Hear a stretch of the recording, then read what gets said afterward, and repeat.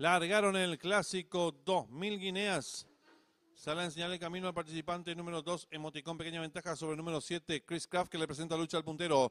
Tercero se desempeña el número 10, Toro Sprint. Cuarto viene accionando el participante número 1, Storm Thunder. En la quinta ubicación se desempeña el 6, All Safe. Los competidores dejan atrás la señal indicatoria de los 1200 metros. El número 12, Emoticón, pequeña ventaja sobre el 10, Toro Sprint, que va en su búsqueda. En la tercera ubicación por dentro se desempeña el 7, Chris Craft. Cuarto mejorando lo viene haciendo el número 1, Storm Thunder. En la quinta ubicación se desempeña el participante número 8, Strong Team. Los competidores van a comenzar a enfrentar el codo. Hay lucha en la delantera por el lado exterior de la pista. El participante número 7, Chris Craft, pequeña ventaja ahora sobre el participante número 10, Toro Sprint. La tercera ubicación por fuera viene accionando el competidor número 9. Más atrás lo viene haciendo el participante número 2, Emoticón. Los participantes de los últimos 600 metros y los participantes del clásico 2000 guineas están en la recta final. El número 7, Chris Craft, intenta la disparada. Lo hace con pequeña ventaja sobre el participante número 3, muy tremendo. En la tercera ubicación se desempeña el número 2, Emoticón. Descuenta ya los últimos 300 metros para el disco. El número 7, Chris Craft,